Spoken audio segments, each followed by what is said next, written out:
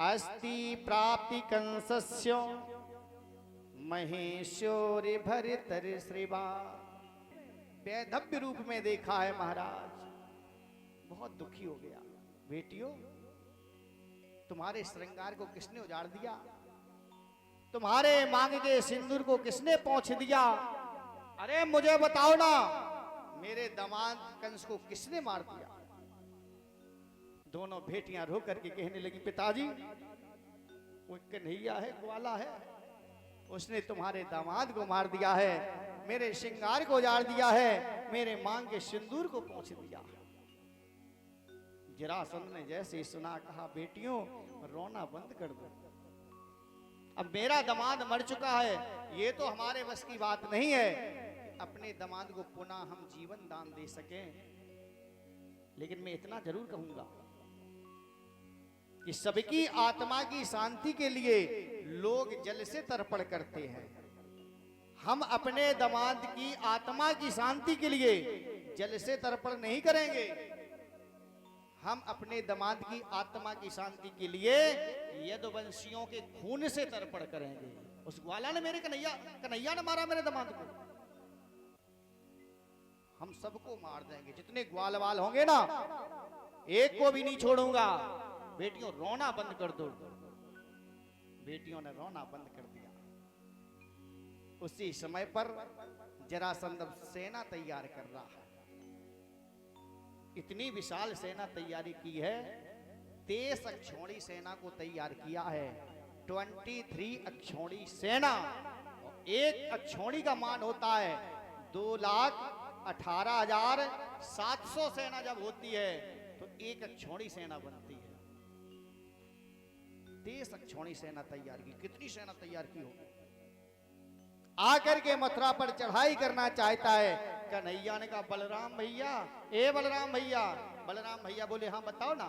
अरे हम लोगों ने कंस को मार दिया ना, और कंस के ससुर साहब देखो कितनी विशाल सेना लेकर के आ रहे हैं, अब तो युद्ध करना पड़ेगा।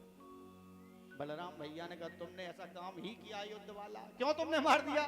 भगवान बोले, मेरा तो अवतार हुआ था इसीलिए तो मैंने तो अपना कर्म पूरा कर दिया। बलराम भैया ने कहा, तो कर्म कर दिया तो अब युद्ध भी करना पड़ेगा। कन्हैया ने कहा, तो चलो युद्ध मैदान में।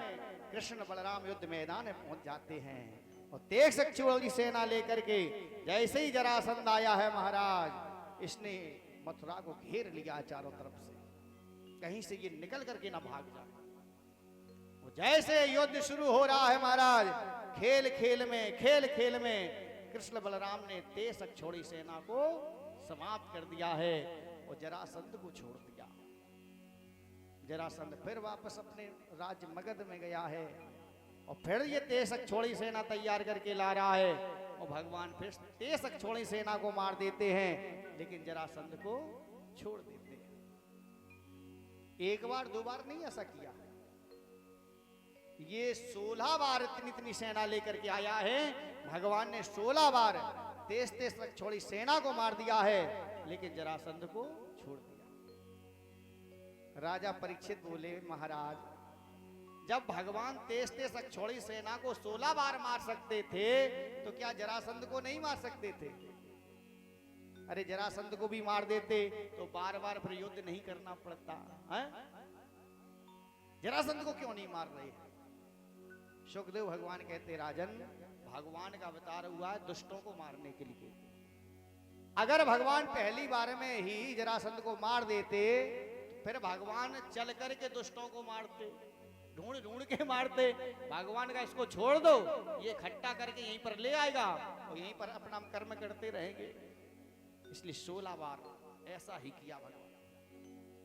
16 बार में जितने इसके पास योद्धा थे, जितनी सेना थी, सारी की सारी सेना समाप्त हो गई है। अब 17वीं बार में चढ़ाई करने के लिए तैयारी कर रहा है। अब कोई है ही नहीं, सेना कहां से लाए? अब ये भक्तों के पास पहुंचा, भैया आपको मेरी तरफ से युद्ध करना पड़ेगा, हम राजा हैं, मेरी आज्ञा माननी पड़ेगी। भक्त लोग तैयार।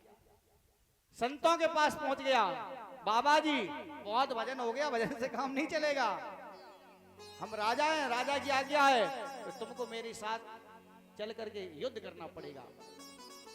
अब संत लोग भी बेचारे परवश होकर के तैयार हो गए हैं।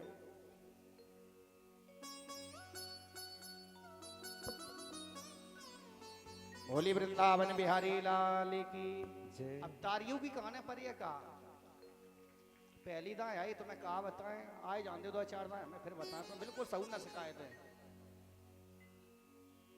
हे भगवान चिमकुनी वाले तुम याद करियो हमारे को याद बतो, हम तो रोज नए नए गांव में जा लेंगे, तुम जरूर याद करियो। बोली बाके बिहारी लाल की जय हो। 17वीं बार में इसने संतों को इकट्ठा किया है, विद्वानों को इकट्ठा किया है, भक्तों को इकट्ठा किया है, ब्राह्मणों को इकट्ठा किया है, सबको इकट्ठा कर लेता। चलो हमारी तरफ से युद्ध करो चल कर।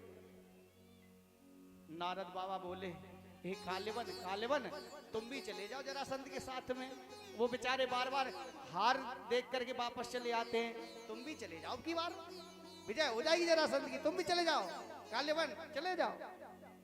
और नारद बाबा ने कालेवन को भी साथ में कर दिया, चले जाओ।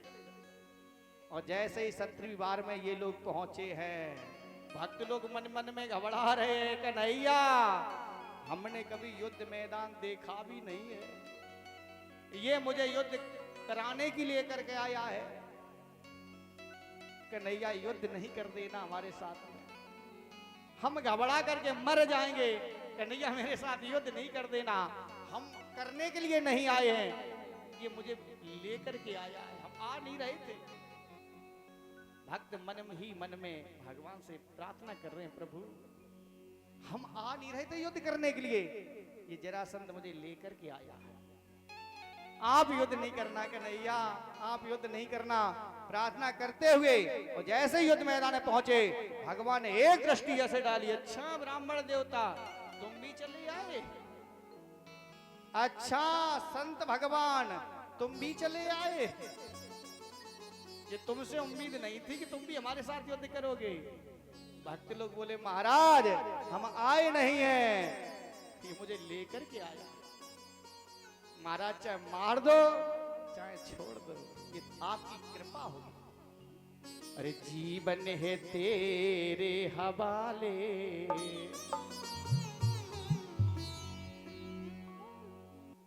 जीवन है तेरे हवाले, मुरलिया वाले जीवन है तेरे हवाले, मुरलिया वाले जीवन है तेरे हवाले, मुरलिया वाले बारे मुरलिया वाले प्यारे मुरलिया वाले, बारे मुरलिया वाले, बारे मुरलिया वाले जीवन है हो, जीवन है जीवन है तेरे हवाले, मुरलिया वाले जीवन है तेरे हवाले, मुरलिया वाले।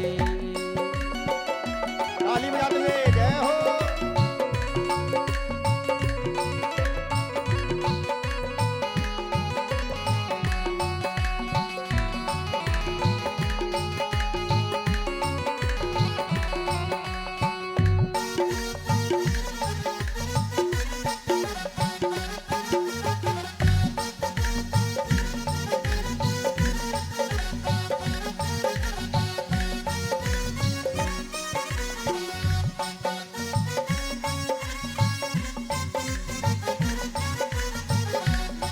कठपुतली तेरे हाथों की, मैं कठपुतली तेरे हाथों की, मैं कठपुतली तेरे हाथों की, मैं कठपुतली तेरे हाथों की, चाहे चाहे चाहे जैसा न चाले मुरलिया वाले, चाहे जैसा न चाले मुरलिया वाले, जीवन है तेरे हवाले, मुरलिया वाले।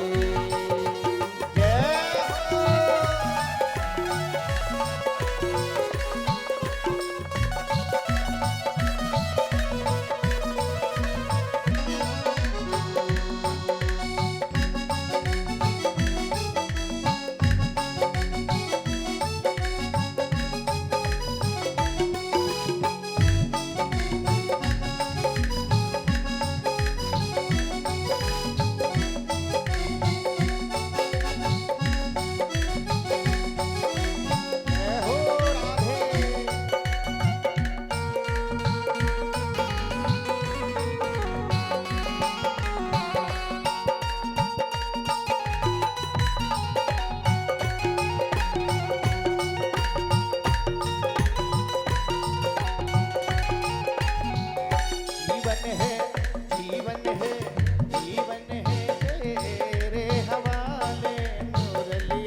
वाले जीवन है तेरे हवाले मुरलिया वाले जीवन है तेरे हवाले मुरलिया वाले जीवन है तेरे हवाले मुरलिया वाले जीवन है तेरे हवाले मुरलिया वाले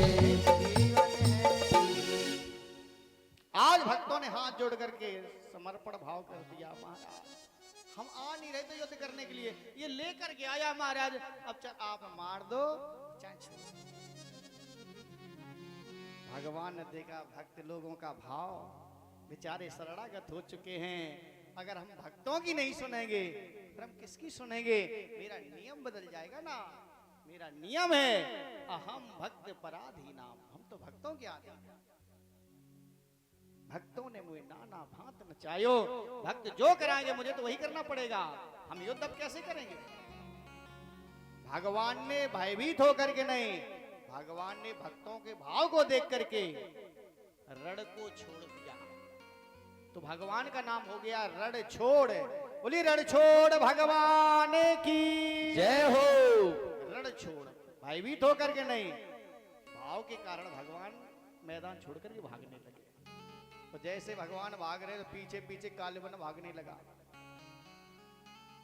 अब भाग पड़े, बहुत बड़े वीर बन रहे थे ना, लेकिन अभी तक ये कालीबन नहीं आया था जरासंध के साथ हम, इसलिए तुम्हारी विजय हो रही थी। अब देखेंगे तू कहां भाग के भागेगा। आगे आगे कन्हैया और पीछे पीछे कालीबन भाग रहा। भगवान मथुरा, मथुरा से आगरा, आगरा से राजस्थान धौलपुर की तरफ जो लाइन है ना, उधर ही भागते चले जा रहे हैं। तो क्या देखा?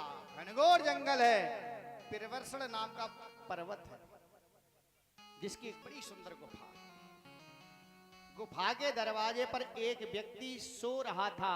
कन्हैया ने अपना पीतांबर लिया और सोते हुए व्यक्ति पर डाल दिया। और भगवान गुफा में प्रवेश कर जाते हैं। पीछे से कालीबन आ गया। कालीबन ने देखा हाँ पीतांबर तो कन्हैया ही का है, ये बहाना बना करके लेट गया यहाँ पर आकर के, ये कायर है।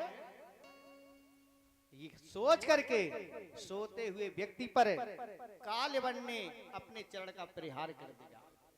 और जैसे ही प्रहार किया, सोते हुए व्यक्ति की जैसी आंख खुली और कालीबन पर जैसी दृष्टि पड़ी, कालीबन जल करके भस्म हो गया। और जैसे कालीबन जल करके भस्म हुआ, अब भगवान निकले मुस्कुराते हुए गुफा के बाहर। भगवान के रूप सौंदर्य को जैसे ही देखा, इधर राजा परीक्षित ने श्री सुखदेव भगवान से निवेदन कर दिया, महाराज ये कौन था जो यहाँ पर सो रहा था? यहाँ पर क्यों सो रहा था? इसकी दृष्टि पड़ते ही कालीबन जल करके भस्म क्यों हो गया? सुखदेव भगवान कहते हैं ये कौन था? सा इच्छांकुले जाता मानधाता तनयो महान मुचकुंद इति ख्यात ब्राह्मण सत्य संगिरा। जो व्यक्ति सो रहा था ये इच्छांकु वंश के मानधाता के बेटा मुचकुंद जी सो रहे थे। यहाँ क्यों सो रहे थे? घर में सो लेते। और इनकी दृष्टि पड़ते ही कालीबन जल करके भस्म क्यों हो गया? सुखदेव भगवान कहते हैं एक बार देवासुर संग्राम हुआ, देवताओं का और दैत्यों का। तो मुचकुंद जी ने देवताओं की तरफ से युद्ध किया, देवताओं की विजय हो गई, दैत्यों की पराजय हो गई। देवता बोले मुचकुंद जी हम तुमसे बहुत प्रसन्न हैं, तुमने हमारी तरफ से युद्ध किया है तो हमको विजय प्राप्त हो गई है, हम तुमसे बहुत प्रसन्न हैं, तुमको जो भी वरदान चाहिए वो हमसे वरदान मांग लो। मुचकुंद जी जल्दीबाजी कर गए। मुचकुंद जी बोले महाराज युद्ध करते करते शरीर थक गया है, ऐसा वरदान दे दो कि हम सोते ही रहें, सोते ही रहें। देवता बोले अगर किसी ने तुमको जगा दिया तो? बोले जो मुझे जगाए तो तुरंत जल करके भस्म हो जाए। देवताओं ने कह दिया तथास्तु, ऐसा ही होगा। और जैसे ये वरदान मुचकुंद जी को मिल गया, मुचकुंद जी सोच रहे हैं वरदान बड़ा खतरनाक है।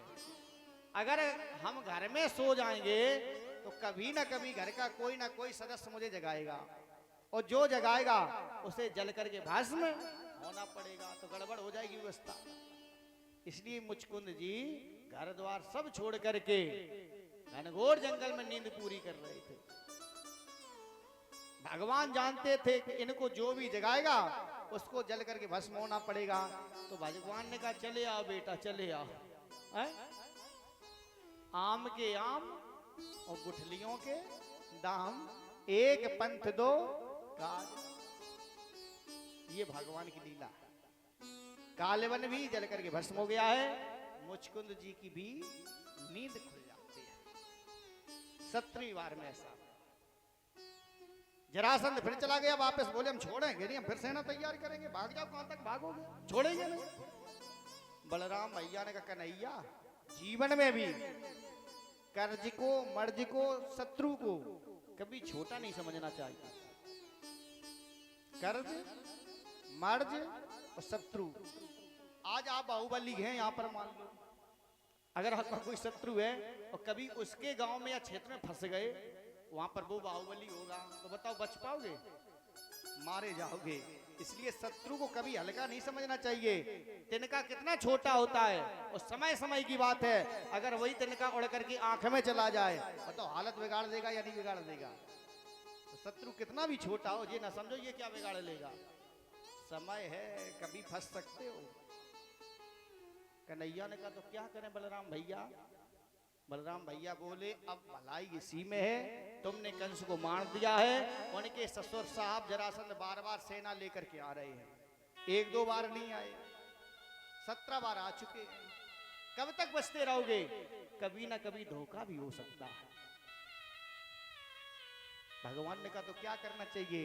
बलराम भैया ने कहा स्थान छोड़ देना चाहिए, हमको कहीं दूर रहना चाहिए, शत्रु कभी भी धोखा कर सकता है।